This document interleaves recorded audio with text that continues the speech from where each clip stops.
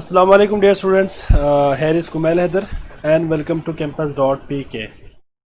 Uh, है ना?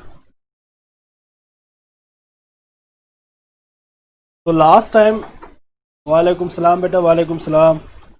अच्छा जी, वालेकुम सलाम बेटा, वालेकुम सलाम। लास्ट टाइम मैंने आपको जो लेक्चर है वो मैंने ड्राइव पे अपलोड कर दिया था। आई होप सो कि आप लोगों को मिल गए होंगे, आप लोगों ने डाउनलोड कर लिया होगा और कुछ देख भी लिया होगा। आई थिंक सो। देखा या नहीं देखा बेटा, आप लोगों ने कुछ स्टडी किया है उसको? हाँ जी जी बेटा, हमज़ा, मोमिन, हाँ जी, फजर, वहाब, हैदर। जी बच्चे, कुछ पढ़ लिया आप लोगों ने या नहीं पढ़ा? जी बता दे बच्चे। ओ भाई बता दो भाई बच्चे, आवाज़ नहीं आ रही आपको मेरी? आवाज़ तो आ रही होगी यार। हाँ जी बच्चे। अच्छा जी।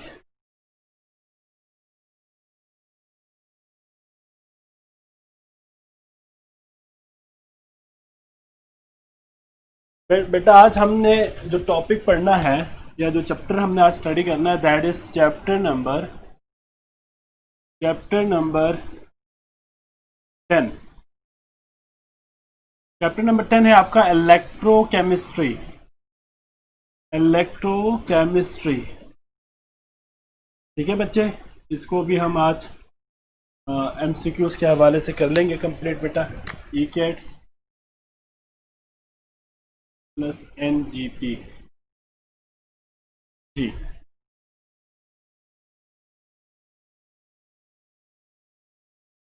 बेटा, आप लोग लेक्चर्स को डाउनलोड कर देना। मैं स्लाइड्स वगैरह अपलोड कर दिए ग्रुप उसमें, ड्राइव पे। ठीक है, आज भी मैं अपलोड कर देता हूँ। ठीक है, और जब ये ख़त्म हो जाएगा मैं आपको कंप्लीट फिजिकल केमिस्ट्री जो आपका फर्स्ट ईयर है उसका एक कंपाइल करके आपको टोटल तमाम चैप्टर्स के MCQs मैं आपको वर्कशीट के फॉर्म में प्रोवाइड करूँगा। ठीक है बच्चे, तो आप लोग उनको स्टडी करें, उनको याद करें। आई होप सो क्या प्रिपरेशन वहाँ से हो जाएगी। ठीक है बच्चे, तो हम ज़रा स्टार्ट करते हैं आपका आज का लेक्चर बेटा, दैट इज़ इलेक्ट्रोकेमिस्ट्री। आज हम इलेक्ट्रोकेमिस्ट्री को पढ़ना है बेटा डिटेल में। ठीक है, अभी स्लाइड्स वगैरह अपलोड हो रहे हैं, अभी थोड़ी देर तक ये आपके सामने शो हो जाएंगे। इसके बाद हम स्लाइड से पढ़ लेंगे। तब तक हम ज़रा ओवरऑल इस चैप्टर के कुछ इंट्रोडक्शन को हम यहाँ पे डिस्कस करते हैं।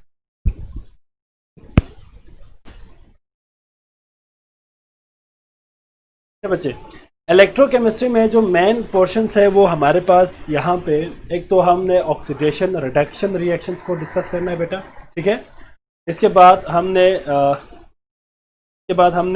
डिस्कस करना है बेटा कुछ different types of electrolytic cells और टाइप्स ऑफ गैल्वेनिक सेल्स। ठीक है, वो हम पढ़ेंगे।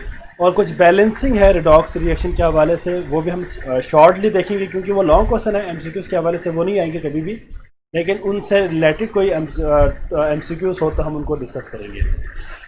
इसके बाद कुछ मॉडर्न बैटरीज को हम डिस्कस करेंगे। ठीक है बच्चे, मॉडर्न बैटरीज में आपके पास लेड स्टोरेज बैटरी है, सिल्वर बैटरी है, आपके पास लेड कैडमियम बैटरी है, ड्राई सेल है, उनको हम ज़रा देखेंगे। और मॉडर्न बैटरी में ख़ास तौर पे फ्यूल सेल, जो कि बहुत इंपॉर्टेंट भी है पेपर के हवाले से, MCQs वहाँ से ज़्यादा आता है, वो हम देख लेंगे। ठीक है बच्चे, और इसके अलावा आपके पास इसमें इलेक्ट्रोकेमिस्ट्री के अंदर एक टॉपिक है इलेक्ट्रोकेमिकल सीरीज़, उसको हम ज़रा डिस्कस करेंगे MCQs पॉइंट ऑफ व्यू से। ठीक है बच्चे, और इसके बाद आज हम कोशिश करेंगे चैप्टर 11 को भी टच करें ताकि आपका चैप्टर 11 भी जल्दी से आपकी फिजिकल ये पार्ट 1 ख़त्म हो जाए, फिर हम कल से पार्ट 2 स्टार्ट करते हैं। ठीक है बच्चे, तो let's start our today lecture बेटा, दैट इज़ इलेक्ट्रोकेमिस्ट्री। जी, व्हाट इज़ इलेक्ट्रोकेमिस्ट्री बेटा? याद रखिएगा, electrochemistry is the branch of chemistry which deal with the study of interconversion of electrical energy into chemical energy and chemical energy into electrical energy। आप क्या करते हैं, electrical energy को chemical energy में convert करते हैं इन इलेक्ट्रोलिटिक सेल, और chemical energy को इलेक्ट्रिकल एनर्जी में कन्वर्ट करते हैं इन गैल्वेनिक सेल या वोल्टाइक सेल। तो आपने बेसिकली एक इलेक्ट्रोलिटिक सेल को, जब आप इलेक्ट्रोकेमिकल सेल को डिज़ाइन करते हैं तो बेटा आपके पास एक इलेक्ट्रिकल एनर्जी है, इसको आपने कन्वर्ट करना होता है बेटा किसमें, इसको आपने कन्वर्ट करना है केमिकल एनर्जी में।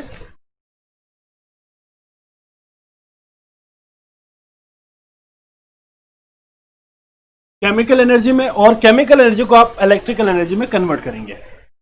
इलेक्ट्रिकल एनर्जी को केमिकल एनर्जी में आप कन्वर्ट करेंगे in the electrolytic cell, electrolytic cell, और जो केमिकल एनर्जी है उसको इलेक्ट्रिकल एनर्जी में कन्वर्ट करेंगे इन गैल्वेनिक सेल, गैल्वेनिक सेल। ठीक है बच्चे, यहां पे एक बात याद रखिएगा कि जो मेन हमारा कंसर्न होगा बेटा इस टॉपिक में, जो कॉन्सेप्चुअल पॉइंट है, that is the redox process. आपने रिडॉक्स प्रोसेस को अच्छी तरह अंडरस्टैंड करना है, ठीक है, to solve the chemical equations of the modern batteries and जी एक मिनट जी बच्चे वहां बेटा, ठीक है बेटा, आप यहां से ही जी बच्चे वहां आप यहां से ही कर ले जो मैं आपको स्लाइड दे रहा हूं। अब आवाज आ रही है बेटा? ठीक है, आवाज आ रही है बेटा। आप जो मैं स्लाइड प्रोवाइड कर रहा हूं आप वही पढ़ लें, मोर देन सफिशिएंट है, और आपको इसी से रिलेटेड मैं एमसीक्यूज भी प्रोवाइड करूंगा। ठीक है बच्चे, तो आपको इसमें कोई मसला नहीं होगा, आप परेशान ना हो। ठीक है, ये वो मटेरियल्स है जो इन तमाम टॉपिक्स को हमने समराइज किया हुआ है और आपको एमसीक्यूज के लिए इसको प्रिपेयर किया गया है। ठीक है बच्चे, तो आप यही प्रिपेयर करें, यही पढ़ें, सिर्फ जस्ट आपने रीड करना है और एमसीक्यूज के हवाले से आपने क्या करना है बच्चे, इसको पढ़ना है जस्ट। बाकी एमसीक्यूज मैं आपको प्रोवाइड करूंगा, तो आप एमसीक्यूज को देख लेना, पढ़ लेना एमसीक्यूज को, और आपको आंसर भी यही इन्हीं स्लाइड से मिल जाएंगे आपको।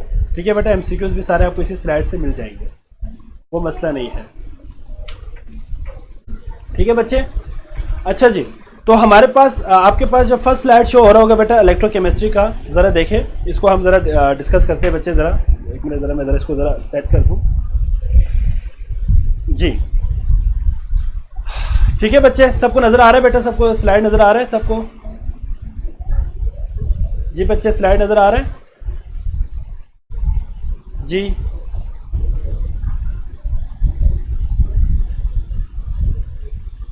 अब वॉइस आ रही है, ठीक हो गया बेटा? माइक जी बेटा, माइक ऑन ही है बेटा। अच्छा चले, हम ज़रा लेक्चर स्टार्ट करते हैं बेटा। ज़रा आप अपने स्क्रीन पे सही तरह देखें, अगर किसी को सही तरह नज़र ना आए बेटा तो आप अपने स्क्रीन को फुल कर दें। ठीक है, स्क्रीन को आप लार्ज कर दें ताकि आपको क्लियर नज़र आ जाए। जी बच्चे, तो आपके पास है बेटा इलेक्ट्रोकेमिस्ट्री क्या है, मैंने अभी आपको बता दिया बेटा। इलेक्ट्रोकेमिकल एनर्जी या इलेक्ट्रोकेमिकल सेल्स क्या है बेटा, जिसमें इलेक्ट्रोकेमिस्ट्री किसे कहेंगे बेटा, जिसमें आप इलेक्ट्रिकल एनर्जी को केमिकल एनर्जी में कन्वर्ट करते हैं। ठीक है बच्चे, इसमें साथ में पॉइंट भी दिया हुआ आपके साथ, आप जरा इसको ज़रा देख लेना। इलेक्ट्रिकल एनर्जी को हम कन्वर्ट करते हैं केमिकल एनर्जी में, ऊपर भी मैंने लिखा हुआ है इलेक्ट्रोलिटिक सेल के अंदर आप इसको करते हैं, और केमिकल एनर्जी को इलेक्ट्रिकल एनर्जी में कन्वर्ट करते हैं वोल्टाइक सेल या गैल्वेनिक सेल। ठीक है बच्चे, अब यहाँ पे आपके पास एक टॉपिक है, that is the oxidation and reduction reaction, या ऑक्सीडेशन स्टेट आप कैसे लगाएंगे। ये बेटा आपको मेरा ख्याल है आप सबको याद इसका पता भी होगा कि ऑक्सीडेशन और बेटा इसमें ये बाकी स्लाइड्स ठीक है बेटा, ये फर्स्ट 2 स्लाइड्स में ना ज़रा फॉन्ट स्मॉल है, वो ज़रा बाद में जब मैं आपको अपलोड कर दूंगा पीडीएफ के फाइल में तो आपको वहाँ पे क्लियर नज़र आएगा। ठीक है, अभी फ़िलहाल वहाँ बेटा आप इसी को ज़रा बस देखते जाए। जब मैं आपको अपलोड करूंगा ड्राइव पे तो मैं इसको ब्लर को उसको ख़त्म करके मैं पीडीएफ में जब आपको मैं सेंड करूंगा तो आपको क्लियर नज़र आएंगे। ठीक है बच्चे, आप परेशान ना हो। अभी जस्ट आप ज़रा लेक्चर को ज़रा सुने ज़रा। यहाँ पे जो आपके पास ये जो स्लाइड है, इसमें जो टेबल बना हुआ है, इस टेबल को आपने पढ़ना है बेटा। इसमें बेसिकली आपको बताया गया है कि आप किसी भी एलिमेंट के अंदर जो ऑक्सीडेशन स्टेट है, अब ऑक्सीडेशन स्टेट किसे कहते हैं, the apparent charge on an atom would have in a molecule और अ कंपाउंड और आयन, मतलब किसी भी कंपाउंड के अंदर या किसी भी आयन के अंदर या किसी भी मॉलिक्यूल के अंदर एटम के ऊपर आने वाले जो अपेरेंट चार्ज है उसको हम क्या कहते हैं, ऑक्सीडेशन स्टेट कहते हैं। तो आपको पता है ऑक्सीडेशन स्टेट निकालने का तरीका बड़ा सिंपल है, ये सारे रूल्स आपके पास आपने फर्स्ट ईयर में भी पढ़ गया बेटा। सबसे पहले आपने बात याद रखनी कि जो फ्री एलिमेंट्स है इनके ऊपर कोई ऑक्सीडेशन, इनके ऊपर कोई चार्ज नहीं होगा, जीरो होगा फ्री एलिमेंट्स। ठीक है बेटा, इसके अलावा आपके पास ऑक्सीजन के ऊपर हमेशा -2 चार्ज रहेगा, हाइड्रोजन के ऊपर हमेशा +1 चार्ज रहेगा। ये सारी बातें, सारे रूल्स यहाँ पे मेंशन किया हुआ है।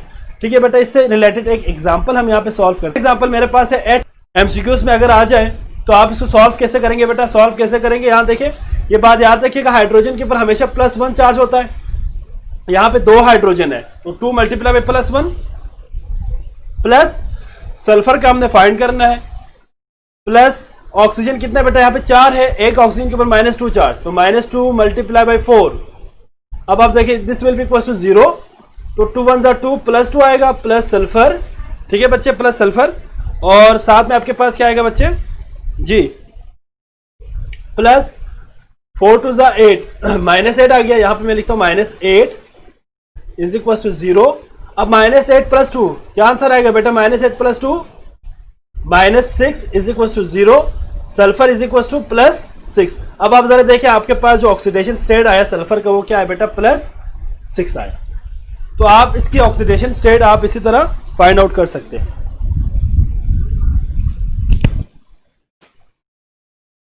जी बच्चे जरा बताएं मुझे, हाँ जी ठीक है बेटा, आवाज आ रही है, ठीक है।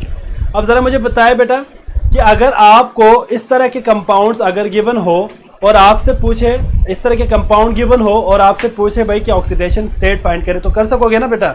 एक एमसीक्यूज मैं आपको यहां पे बताने लगा हूं, एमसीक्यूज ये है कि what is the oxidation number of या ऑक्सीडेशन स्टेट, यहां पे मैं एमसीक्यूज दे रहा हूं बेटा, जल्दी से मुझे आंसर बताने आपने।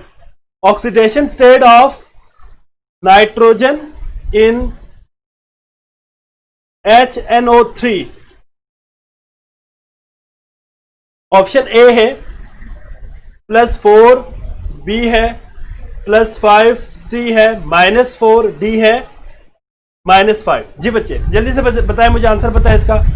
आपको मैंने यहां पे गिवन दिया बेटा ऑक्सीडेशन स्टेट ऑफ नाइट्रोजन बताना है आपने किसमें, HNO3 में, और आपके पास ऑप्शन है +4, +5, -4, -5। जी जल्दी से बताएं मुझे आंसर, जल्दी से आंसर बताएं बेटा, जरा डू फास्ट बेटा, आपने इसको क्विकली करना है। जी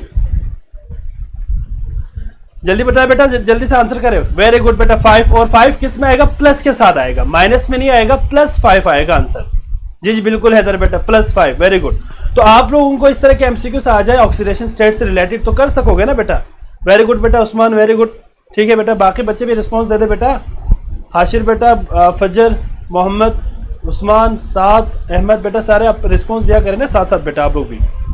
तो इस तरह के जो है आपके पास क्वेश्चन आ जाए तो आप डायरेक्ट उसको उसकी ऑक्सीडेशन स्टेट को फाइंड आउट कर सकते हैं, ठीक है बेटा। इन रूल्स को वैसे भी आपने याद रखनी है और जब आप सॉल्व करेंगे तो आपका answer within the seconds आ जाएंगे, ठीक है बच्चे। इसके बाद आपके पास जो नेक्स्ट स्लाइड है बेटा आपके पास, that is I think so आपके सामने शो हो गया बेटा आपके सामने। जी नेक्स्ट स्लाइड है बेटा, that is the oxidation and reduction में क्या डिफरेंस है। ये आपके पास एक छोटा सा टेबल दिया हुआ है, जरा आप देख लेना बेटा। याद रखिएगा ऑक्सीडेशन और रिडक्शन दोनों अपोजिट प्रोसेस है। ऑक्सीडेशन में हमेशा ऑक्सीजन की एडिशन होती है, हाइड्रोजन के removal, loss of electron in oxidation, gain of electron in reduction, increase in oxidation state in the oxidation process, while decrease in oxidation state in the किसमें बेटा आपके पास रिडक्शन प्रोसेस, ठीक है बच्चे।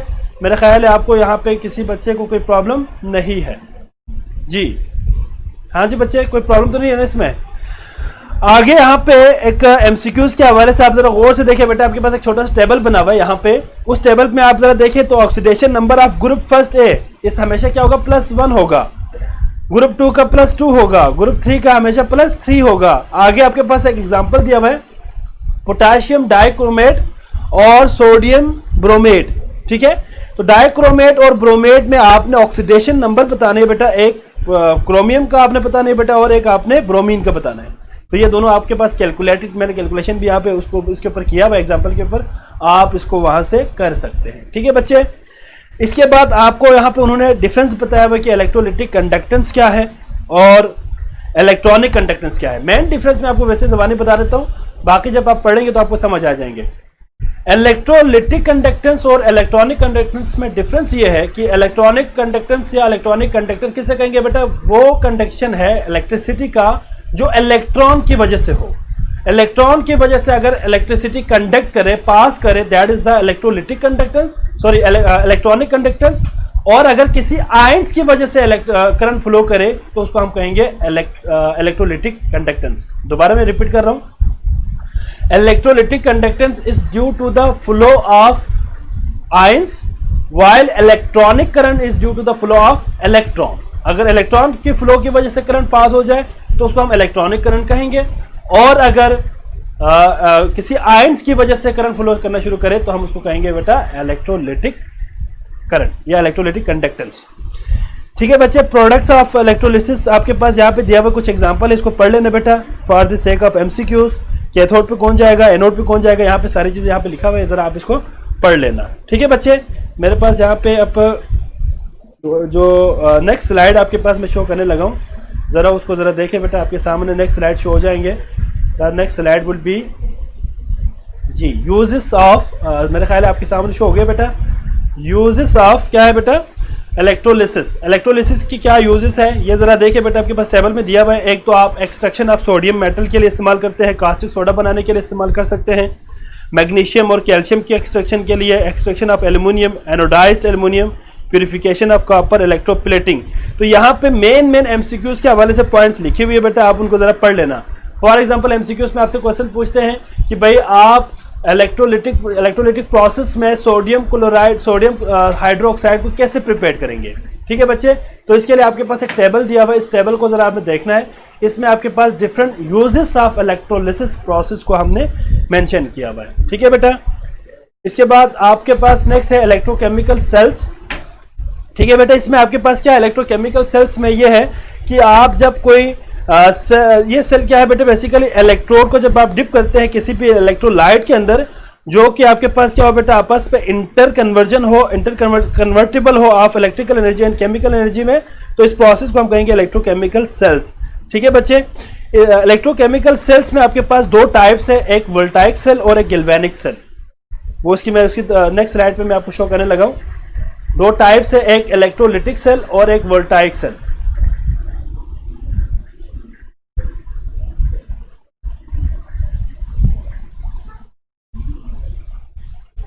जी आपके सामने शो हो गया बेटा, जरा देखें जरा सारे जी। दो टाइप्स है, इलेक्ट्रोलिटिक सेल और क्या है बेटा, गैल्वेनिक सेल। ठीक है बेटा, आपके पास जो स्लाइड शो हो रहा है इसमें दो टाइप्स आपके पास दिया हुआ बेटा, इलेक्ट्रोलिटिक सेल और गैल्वेनिक सेल का। अब जरा गौर से जरा देखें तो इसके अंदर मैंने सारी चीजें डिस्क्रिप्शन दिया हुआ है, दोनों एक टेबल के फॉर्म में दोनों को डिफ्रेंशिएट किया हुआ है बेटा। जो इलेक्ट्रोलिटिक सेल है वो आपके पास सिर्फ एक ही सेल पे मुश्तमिल है, जो गैल्वेनिक सेल है वो 2 हाफ सेल्स पे मुश्तमिल है। आप जरा गौर से देखें, जरा आपको नजर आ रहे हैं इसमें आपके पास जो मेन डिफरेंस है वो आपने याद रखनी है। जो मेन इंपॉर्टेंट एमसीक्यूज है वो मैं आपको बताने लगा हूं बेटा, कि जो आपके पास एनोड और कैथोड के ऊपर जो चार्जेस है वो इलेक्ट्रोलिटिक सेल के अंदर अगर आप देखें तो एनोड के ऊपर पॉजिटिव चार्ज आएगा, कैथोड के ऊपर नेगेटिव चार्ज आएगा। लेकिन अगर आप इसी सेल को गैल्वेनिक सेल या वोल्टाइक सेल में देखें तो उसके ऊपर जो चार्ज आएगा वो उलट आएगा, मतलब आपके पास कैथोड के ऊपर पॉजिटिव चार्ज आएगा, एनोड के ऊपर नेगेटिव चार्ज आएगा। ठीक है बच्चे, और एक और डिफरेंस याद रखिएगा, जो सॉल्ट ब्रिज है वो हम इस्तेमाल करते हैं किस में बेटा, सॉल्ट ब्रिज इस्तेमाल करते हैं हम गैल्वेनिक सेल के अंदर। ठीक है बच्चे, और इसके अलावा आप एमसीक्यूज के हवाले से याद रखिएगा बेटा, इसकी मेन यूजेस के लिए आपके पास एक बात याद रखिएगा कि जो इलेक्ट्रोलिटिक सेल है वो एक्सट्रैक्शन के लिए हम इस्तेमाल करते हैं, जिसमें हम प्यूरिफिकेशन करते हैं, इलेक्ट्रोप्लेटिंग करते हैं, एनोडाइजिंग करते हैं किसी भी मेटल की। जबकि जो वोल्टाइक सेल है वो यूज करते हैं to measure the electrode potential, किसी भी इलेक्ट्रोड के पोटेंशियल को फाइंड करने के लिए हम गैल्वेनिक सेल को इस्तेमाल करेंगे। आपके सामने दो स्केच आए हुए बेटा, एक आपके पास जो एक शो है वो है आपके पास इलेक्ट्रोलिटिक के लिए, और एक आपके पास गैल्वेनिक सेल्स के लिए आपके पास शो किया गया है। ठीक है बच्चे, नेक्स्ट स्लाइड है बेटा आपके पास, दैट इज वोल्टाइक या गैल्वेनिक सेल के हवाले से कुछ यहाँ पे एमसीक्यूज के हवाले से बेटा, जरा इस पॉइंट को जरा देख लेना। दो हाफ सेल्स होते हैं, एक आपके पास दो हाफ सेल्स होंगे बेटा, एक आपके पास क्या है जिसमें ऑक्सीडेशन होगी और एक में आपके पास रिडक्शन होगी। ठीक है, अब जिंक कॉपर सेल में आपके पास जिंक इलेक्ट्रोड को डिप किया हुआ 1 मोलर सोल्यूशन जिंक सल्फेट के अंदर, और कॉपर हाफ सेल के अंदर हमने क्या किया हुआ बेटा, कॉपर को 1 मोलर सोल्यूशन के अंदर डिप किया हुआ है कॉपर सल्फेट के अंदर। सॉल्ट ब्रिज इस्तेमाल किया गया, इसमें सॉल्ट ब्रिज हमारे पास क्या है बेटा, पोटेशियम क्लोराइड है इन अ जेल। अब आपने एक बात याद रखनी है, वो ये है कि आपके पास यहाँ पे दो मेटल है, इनमें से किस पे ऑक्सीडेशन होगी, किस पे रिडक्शन होगी, बेसिकली वो डिटरमिन करेगी बेटा कि किस मेटल की ऑक्सीडेशन पोटेंशियल ज़्यादा है और किस मेटल की रिडक्शन पोटेंशियल ज़्यादा है। तो इस केस में जो जिंक है वो हमेशा ऑक्सीडेशन को प्रिफर करेंगे, मतलब इलेक्ट्रॉन लॉस करने की एबिलिटी जिंक के अंदर ज़्यादा है एज कंपेयर टू कॉपर। तो यहाँ पे क्या होगा बेटा, जिंक वाले जो साइड है, जो हाफ सेल है, वो एज अ एनोड काम करेंगे और जो कॉपर वाली साइड है वो एज अ कैथोड काम करेंगे। और ये बात किसके ऊपर डिपेंड कर रही है बेटा, कौन किसने ऑक्सीडेशन, किसने एनोड के तौर पे काम करना है, किसने कैथोड के तौर पे काम करना है। बेटा याद रखिएगा हमेशा वो तमाम सब्सटेंसेस जिनकी स्टैंडर्ड ऑक्सीडेशन पोटेंशियल की वैल्यू ज्यादा होती है वो हमेशा एनोड के तौर पे काम करेगा, जिसकी स्टैंडर्ड रिडक्शन पोटेंशियल की वैल्यू ज्यादा होती है वो हमेशा कैथोड के तौर पे काम करेगा। तो यहाँ पे उन्होंने एनोड और कैथोड के ऊपर रिएक्शन दिया हुआ, देखें जरा आप, जिंक की ऑक्सीडेशन हो रही है, ठीक है, एनोड के ऊपर, और कैथोड के ऊपर कॉपर की रिडक्शन हो रही है।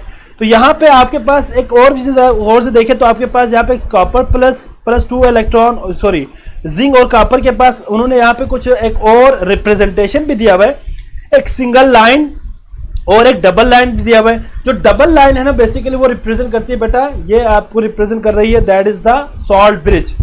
ये दो हाफ सेल्स के दरमियान जो सॉल्ट ब्रिज, ये भी रिप्रेजेंटेशन है। Electromotive force of the cell, मतलब सेल की पोटेंशियल की वैल्यू क्या है, 1.10 वोल्ट। ये एमसीक्यूज के हवाले से याद रखिएगा बेटा, पेपर में बहुत इंपॉर्टेंट है, पेपर के हवाले से बहुत इंपॉर्टेंट है, ठीक है बच्चे।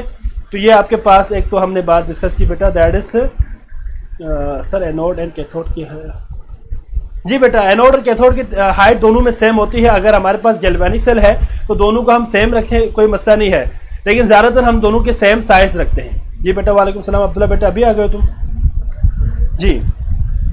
इसके बाद आपके सामने स्लाइड शो हो रहा है बेटा, एक फंक्शन ऑफ सॉल्ट ब्रिज के नाम से। आप जरा गौर से देखें बेटा, फंक्शन ऑफ सॉल्ट ब्रिज में अगर आप जरा गौर से देखें तो आपको पता होना चाहिए कि सॉल्ट ब्रिज का मेन काम क्या है बेटा। मेन काम ये है कि वो दो सॉल्यूशंस को न्यूट्रलाइज रखते हैं। मतलब क्या होगा, जाहिर बात है अगर हमारे पास जिंक और कॉपर सेल है तो एक की ऑक्सीडेशन हो रही है, एक की रिडक्शन हो रही है। अब जाहिर बात है अगर एक की ऑक्सीडेशन होती रहे और एक की रिडक्शन होती रहे तो हमारे पास दोनों हाफ सेल्स के अंदर चार्ज की एक्यूमुलेशन बढ़ जाएगी। जब चार्ज की एक्यूमुलेशन बढ़ जाए तो रिएक्शन ऑटोमेटिकली स्टॉप हो जाएगा। अब उस रिएक्शन को स्टॉप होने से रोकने के लिए याद रखिएगा सॉल्ट ब्रिज अपना रोल प्ले करती है। मतलब सॉल्ट ब्रिज क्या करेंगे बेटा, वो दोनों हाफ सेल्स को आपस में न्यूट्रलाइज रखते हैं बाय गिविंग, जिस साइड पे ज्यादा पॉजिटिव आयन बना है वहां पे वो नेगेटिव आयन दे देंगे और जिस साइड पे ज्यादा नेगेटिव आयन बना है वहां पे पॉजिटिव दे देंगे, ताकि दोनों साइड पे जो सेल है वो क्या रहे, न्यूट्रलाइज रहे और रिएक्शन प्रोसीड रहे, रिएक्शन स्टॉप ना हो। तो सॉल्ट ब्रिज के मेन काम क्या हो बेटा, न्यूट्रलाइजेशन है। न्यूट्रलाइज, सॉरी बेटा मेरा मोबाइल जो है यहाँ पे आप बोलने लगा, इसको जरा साइलेंट कर देता हूँ जी। न्यूट्रलाइजेशन जो प्रोसेस है वो बेसिकली सॉल्ट ब्रिज का काम है। सॉल्ट ब्रिज क्या करेंगे बेटा, उसको न्यूट्रलाइज कर देंगे। बेटा क्लियर हो गया सबको यहाँ पे सॉल्ट ब्रिज का फंक्शन क्या है। बाकी आप जरा पढ़ लेना, आपको यहाँ से यही सारी बातें मिल जाएंगे, ठीक है बच्चे। और ये दो हाफ सेल्स को आपस में कनेक्ट भी रखते हैं, ये बात आपने याद रखनी है। इसके बाद इलेक्ट्रोड पोटेंशियल की बात होती है बेटा। इलेक्ट्रोड पोटेंशियल में याद रखिएगा, यहाँ पे डेफिनेशन भी मैंने दिया हुआ है, जरा आप देखें कि the potential setup when an electrode is dipped in the 1 molar solution of its own ions 8 to 98 Kelvin या 25 degree Celsius temperature called standard electrode potential. अब आप एक बात जरा गौर से मेरी बात जरा आपने अंडरस्टैंड करना है बेटा, वो ये है कि अगर आप मिसाल के तौर पर आपने कॉपर लिया, कॉपर मिसाल के तौर पर ये कॉपर का क्या है बेटा, इलेक्ट्रोड है, नजर आ रहा है आपको, कॉपर का इलेक्ट्रोड है ये। अब इस कॉपर का इलेक्ट्रोड को मैं क्या करूंगा बेटा, कॉपर का ही 1 मोलर सॉल्यूशन के अंदर डिप करूंगा। जब मैं 1 मोलर सॉल्यूशन के अंदर इसको डिप करूंगा तो क्या होगा बेटा, उसके अंदर जो 1 मोलर कॉपर सल्फेट का सॉल्यूशन है फॉर एग्जांपल, तो कॉपर सल्फेट के सॉल्यूशन में आपको पता है एक तो कॉपर आयंस भी है, सल्फेट आयंस भी है। जब आप मेटालिक कॉपर को उसके अंदर डिप करेंगे तो वहां पे बेसिकली कॉपर मेटल से इलेक्ट्रॉन टूट के उस सॉल्यूशन में जाना शुरू कर देंगे।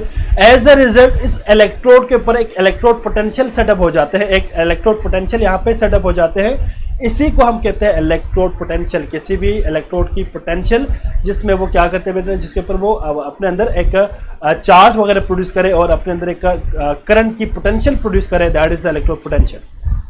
क्लियर हो गया बेटा, किसी बच्चे को कोई मसला है इसमें बेटा?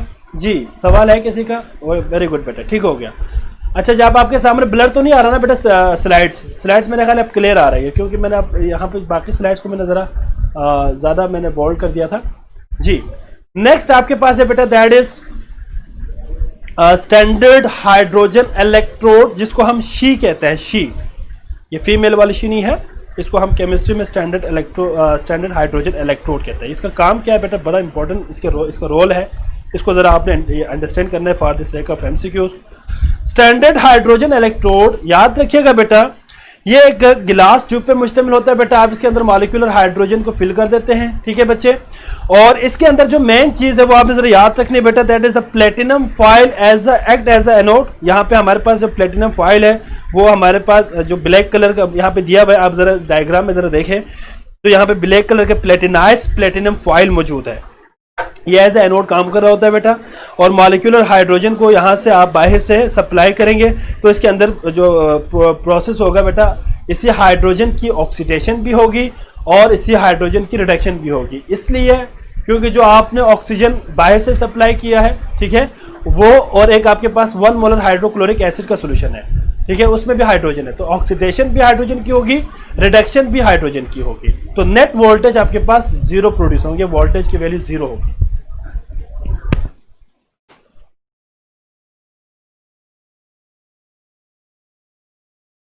आपके सामने एक सर्वे शुरू हो रहा है बेटा, सिर्फ 1 मिनट के लिए।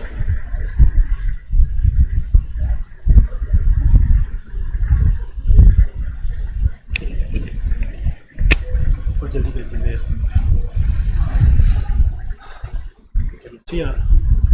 मेरे सब्जेक्ट के पूछ रहे हैं।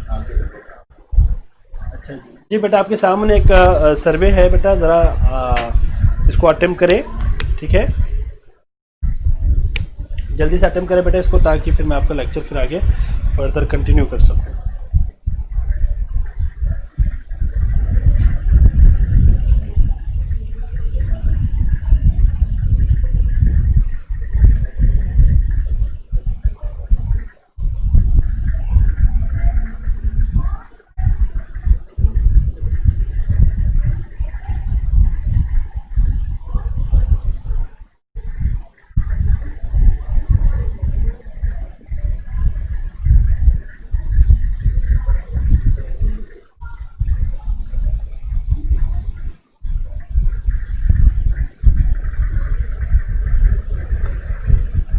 जी बेटा, टाइम अब हो गया बेटा।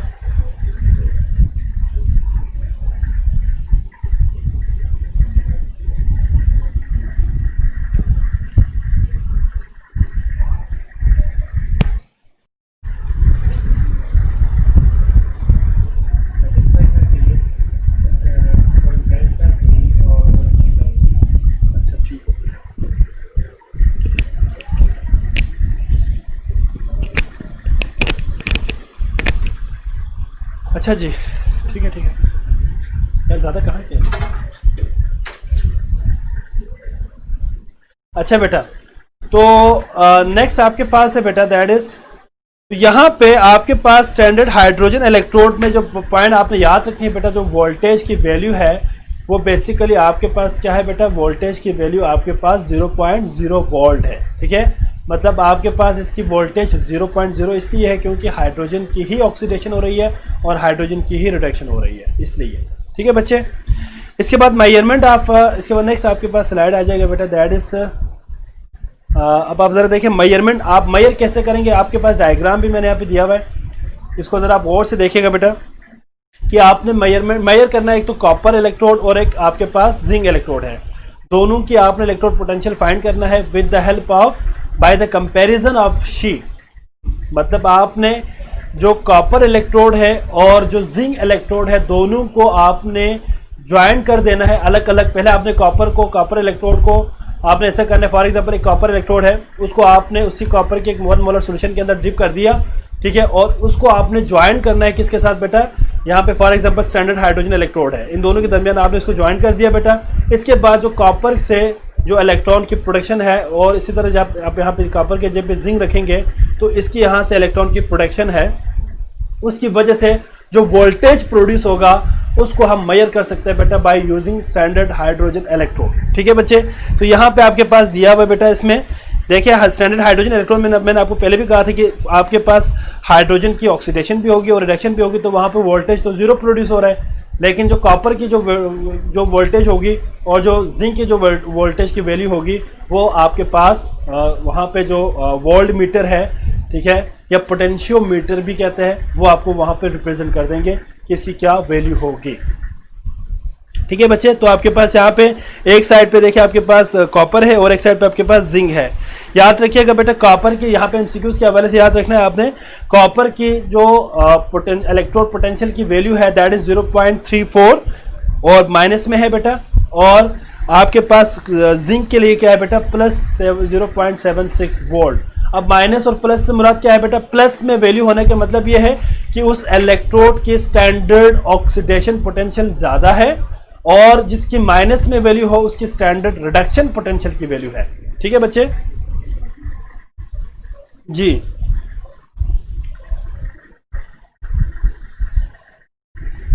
ठीक है बच्चे, आप आपस में बातें ना करें बेटा। अच्छा जी, इसके बाद आपके सामने नेक्स्ट आ रहा है बेटा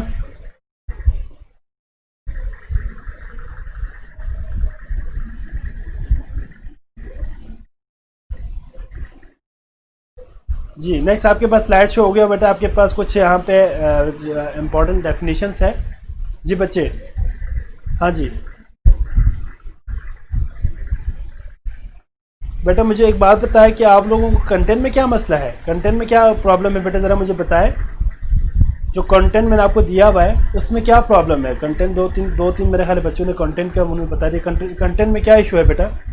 हाँ जी, सारे पॉइंट्स आपको यहाँ पे मैंने स्लाइड्स में मेंशन कर दिया हुआ है, और इसमें क्या मसला है मुझे ज़रा बताएं आप। हाँ जी जी बच्चे, ज़रा बताएं मुझे किसको प्रॉब्लम है कंटेंट में। जी ओपन होके बता दे बेटा, कोई प्रॉब्लम नहीं है, बता दे ताकि मुझे आइडिया हो कि किस किस को जो है इसमें कंटेंट में प्रॉब्लम आ रहा है। जी हाँ जी बच्चे, बता दो ज़रा।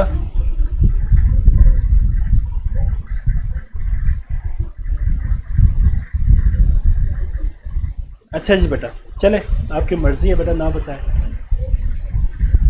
अच्छा बेटा, आपके पास यहाँ पे एक टेबल दिया हुआ है, इस टेबल को आपने देखना है।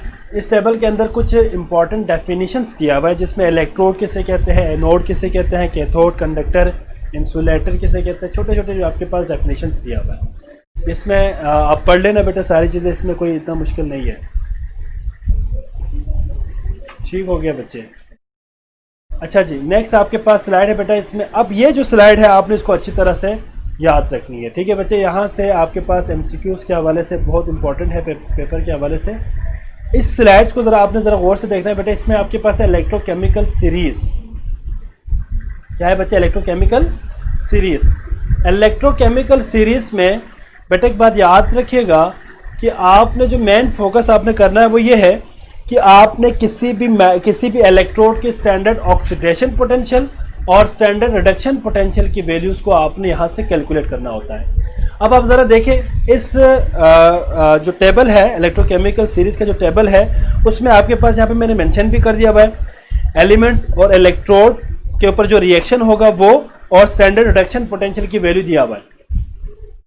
अब आप ज़रा यहाँ पे देखें तो लिथियम, पोटाशियम, कैल्शियम आपके पास टॉप पे है, ठीक है बच्चे, और बॉटम में आपके पास गोल्ड, क्लोरीन, गोल्ड और फ्लोरीन रखा हुआ है। मैं आपको जो मेन बात बताने लगा वो जरा गौर से देखना है बेटा। जो आपके पास किसी भी मेटल की या किसी भी इलेक्ट्रोड की जो ऑक्सीडेशन पोटेंशियल है या ऑक्सीडेशन होने की जो एबिलिटी है, वो बेसिकली आप जरा गौर से देखें तो टॉप टू बॉटम इंक्रीज हो रही है। टॉप टू बॉटम क्या हो रही है बेटा? इंक्रीज हो रही है। मतलब ये है कि आपके पास वो तमाम एलिमेंट जो बॉटम में मौजूद है उनकी ऑक्सीडाइजिंग प्रॉपर्टी कि दूसरे को ऑक्सीडाइज करे, खुद रिड्यूस होने की एबिलिटी ज़्यादा है।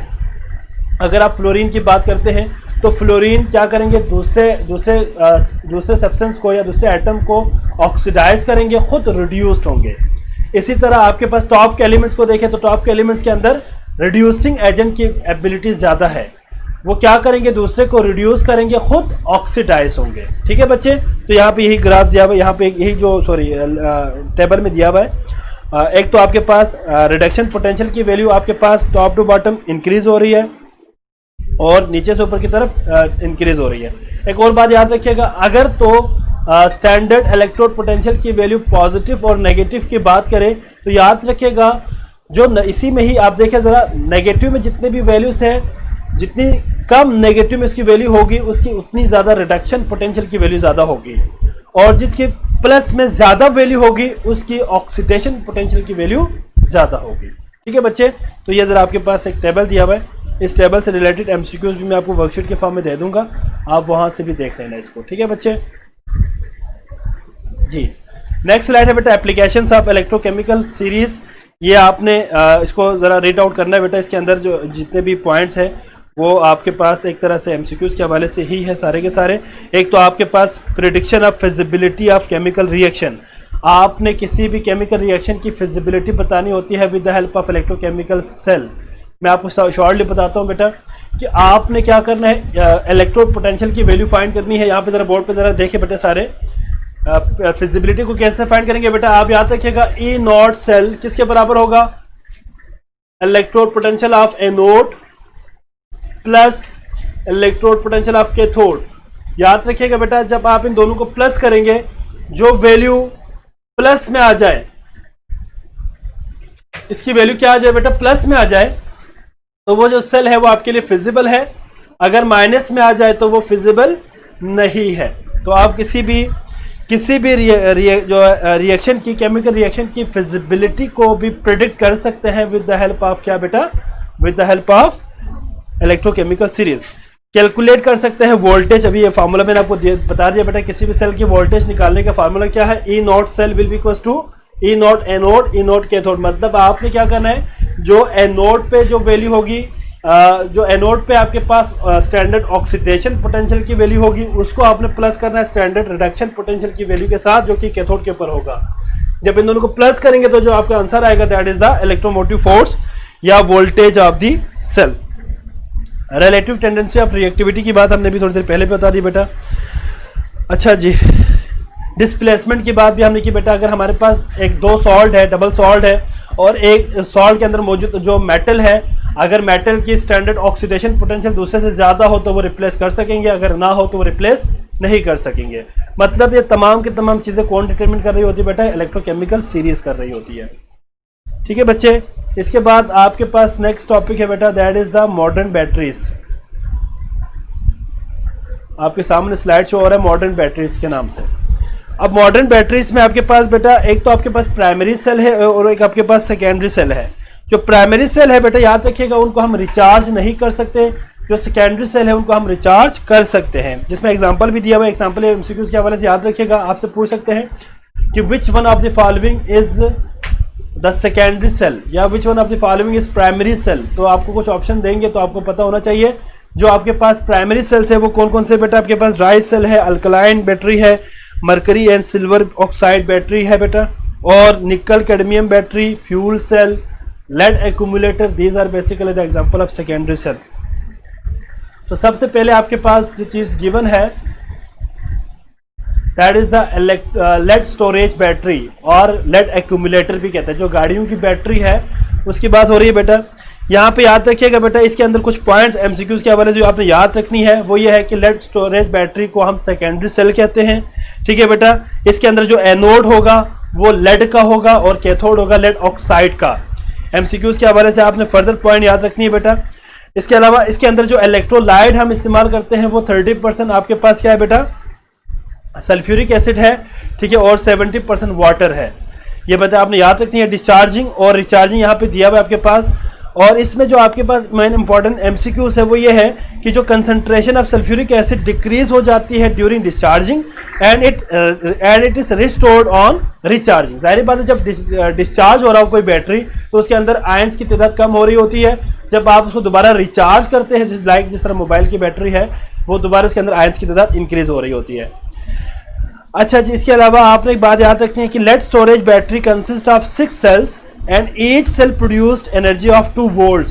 तो बेटा आपने याद रखनी है कि हमारे पास टोटल 6 सेल है, तो लेड स्टोरेज बैटरी की जो वोल्टेज होगी बेटा दैट इज 12।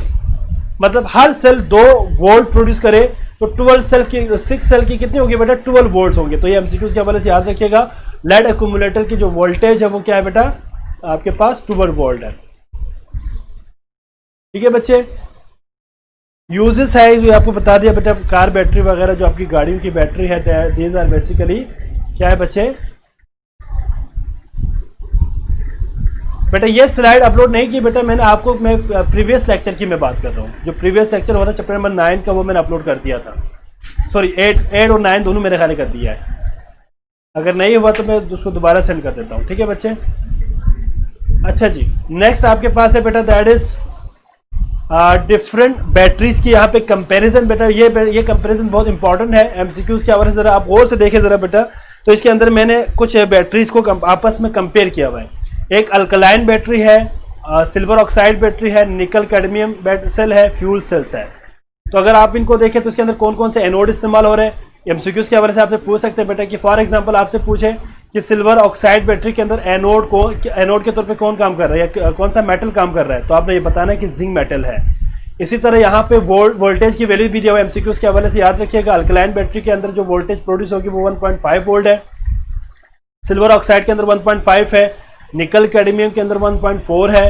तो इस तरह आपके पास डिफरेंट वोल्टेज की बात की है और यूजेस की भी बात की है बेटा, ये एमसीक्यूज के हवाले से आपने याद रखनी है।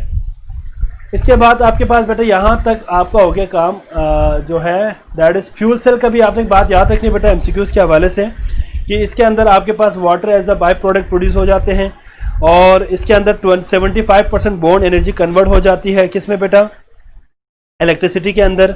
ठीक है बेटा, और ये रॉकेट वगैरह में इसको इस्तेमाल करते हैं। तो यहाँ तक बेटा था आपका चैप्टर नंबर 10। ठीक हो गया बच्चे। अब मुझे ज़रा बताएं किसी बच्चे को कोई प्रॉब्लम है इसमें बेटा, ज़रा बता दे जी।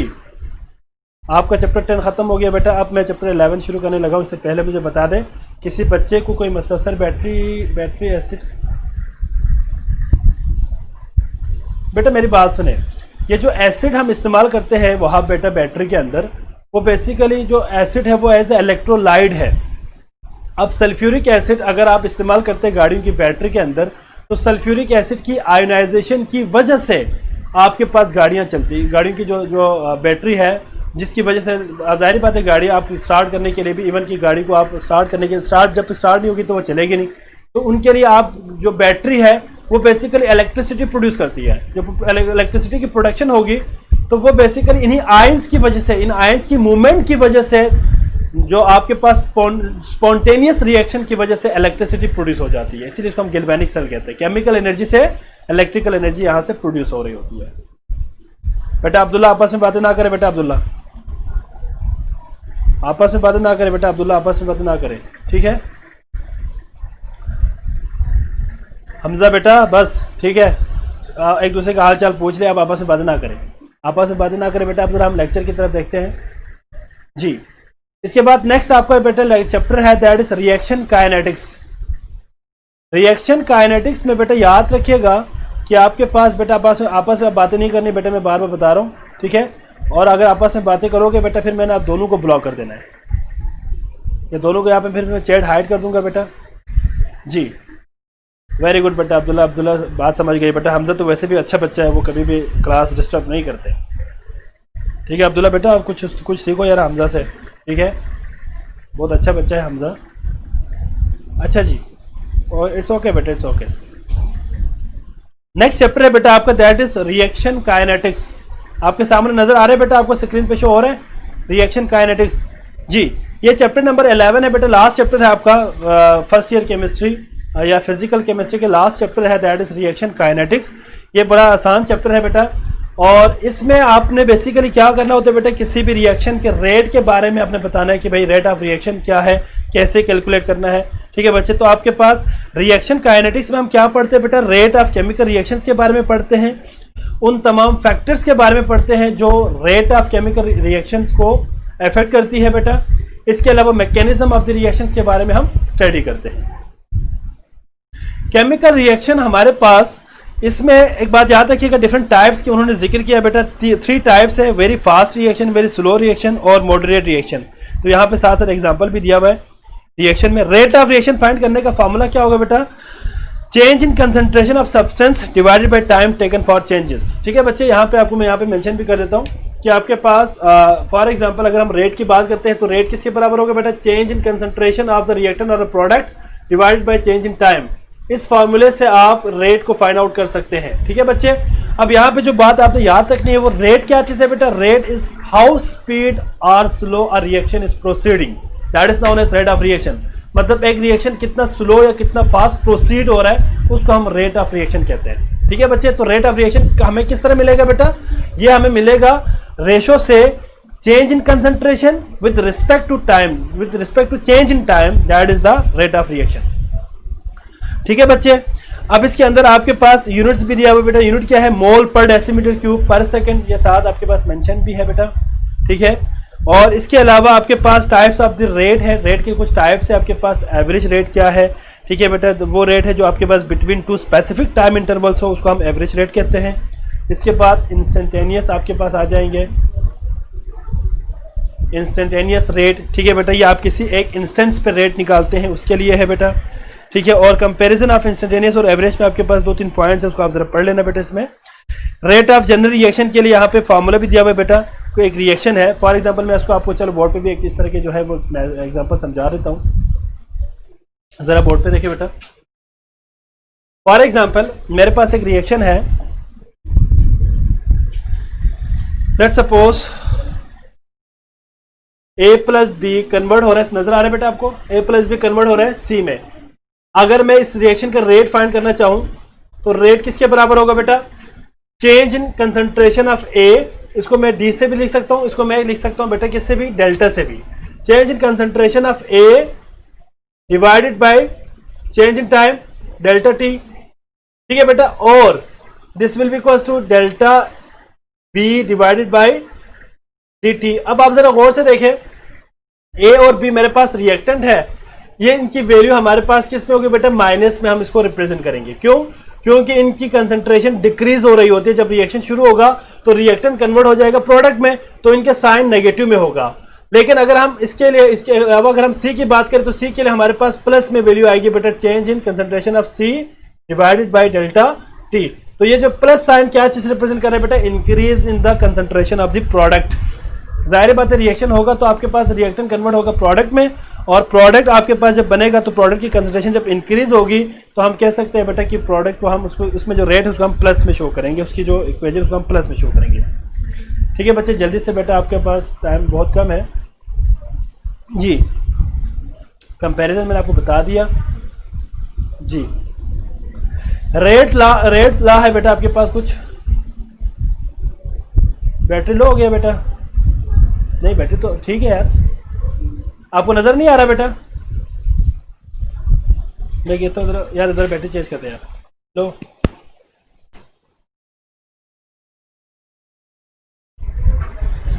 अच्छा बेटा, इसके बाद आपके पास जो स्लाइड शो हो रहा है उसमें क्या है बेटा, that is rate law for the elementary reaction, या आपके पास जो इंपॉर्टेंट रिएक्शन है उनके लिए कुछ रेट्स लॉ को हम डिस्कस करेंगे। अच्छा जी, यहां पे आपके पास कुछ मॉलिक्यूलरिटी और रेट लॉ के हवाले से आपके पास एक वो दिया हुआ है। रेट लॉ आपको लॉ ऑफ मैथ सेक्शन से ही मिलेंगे। ठीक है बच्चे, मॉलिक्यूलरिटी कहते हैं नंबर ऑफ मॉलिक्यूल्स, क्या इधर है माउस यार, number of molecules, number of atoms present in a molecule, उसको हम कहते हैं मॉलिक्यूलरिटी। बैटरी चेंज कर देते हैं बेटा, जरा थोड़ी देर के लिए वेट करें।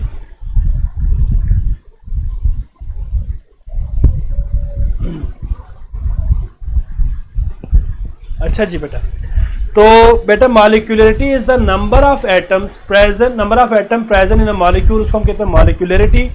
आपके स्क्रीन पे स्लाइड अभी शो हो रहा है बेटा आपके सामने। ठीक है, उसमें आपके पास कुछ रिएक्शंस दिया हुआ है और इसके अंदर कुछ मॉलिक्यूलरिटी के हवाले से बात की है और कुछ रेट ऑफ रिएक्शन के हवाले से उन्होंने बताया हुआ है। स्पेसिफिक रेट कांस्टेंट या वेलोसिटी,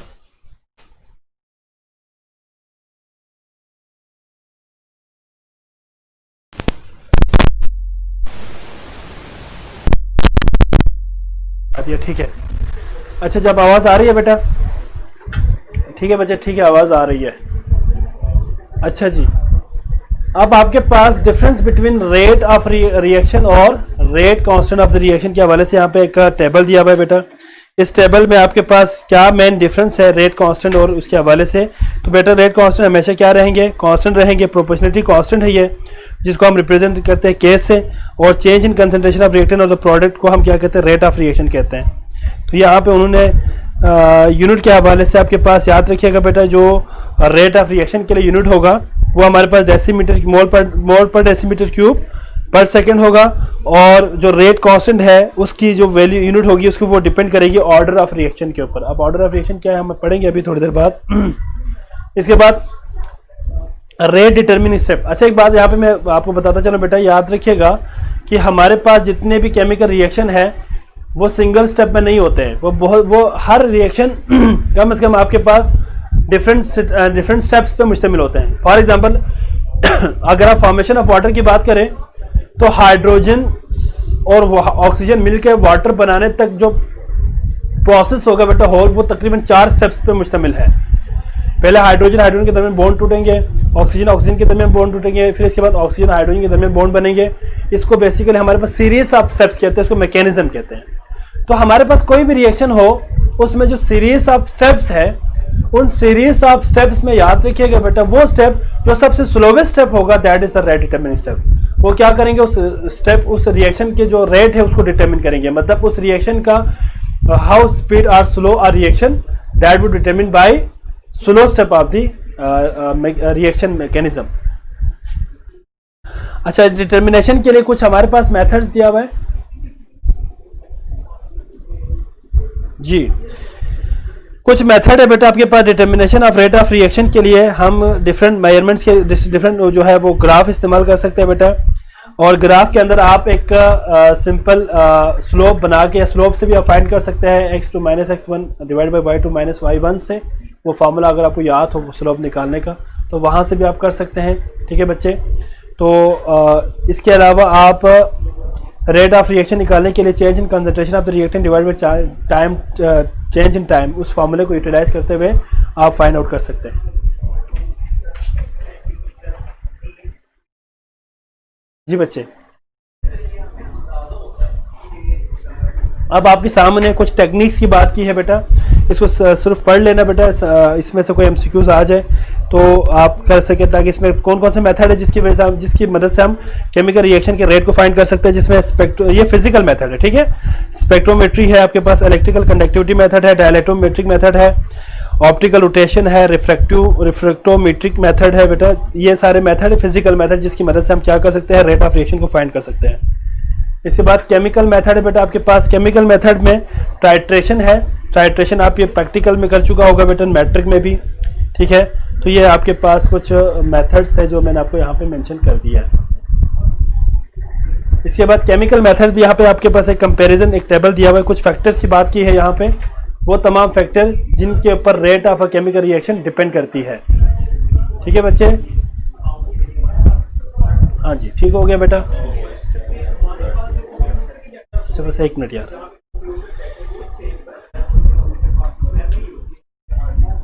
दो पेज है। कौन है?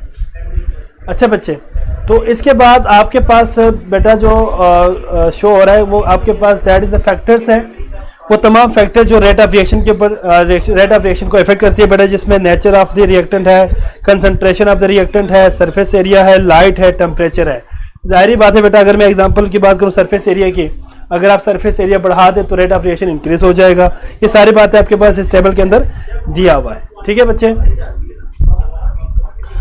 तो हम यहाँ पे स्टॉप कर लेते हैं बेटा। आपका स्लाइड जरा मुझे बताएं, स्लाइड नंबर क्या है बेटा? ये स्लाइड नंबर बता दें, ये क्या है? नजर आ रहा है आपको? ठीक है, 3-4 स्लाइड्स रहते हैं इसके, वो स्लाइड्स इंशाल्लाह हम कल डिस्कस करेंगे बच्चे। ठीक है, बाकी जो रिमेनिंग स्लाइड्स है वो और हम ऑर्गेनिक शुरू करेंगे नेक्स्ट लेक्चर में हमारे। नेक्स्ट कल का जो लेक्चर होगा वो ऑर्गेनिक से रिलेटेड होगा। ऑर्गेनिक हम शुरू करेंगे, इसके बाद फिर इनऑर्गेनिक के बारे में। ठीक है बच्चे, तो यहाँ पे हम स्टॉप कर लेते हैं बेटा, क्योंकि टाइम खत्म हो गया। आपका मैथ का टीचर भी आया हुआ है। ठीक है बेटा, अपना बहुत ख्याल रखिएगा बेटा। पेपर लेक्चर के हवाले से अपने रिव्यूज लाजमी दे दीजिएगा बेटा। ठीक है, कल इंशाल्लाह नेक्स्ट चैप्टर नेक्स्ट बुक के साथ नेक्स्ट बुक के साथ बेटा हम नेक्स्ट बुक आपका जो ऑर्गेनिक केमिस्ट्री होगा उसके साथ इंशाल्लाह फिर मुलाकात होगी बेटा। अपना बहुत ख्याल रखिएगा बेटा। अल्लाह हाफिज़। ठीक है। अच्छा हाँ, एक और बात बेटा, मैं आपको ये सारे स्लाइड्स अपलोड कर दूंगा। ठीक है, आप लोग परेशान ना हो, अपलोड कर दूंगा। अल्लाह हाफिज़ बेटा।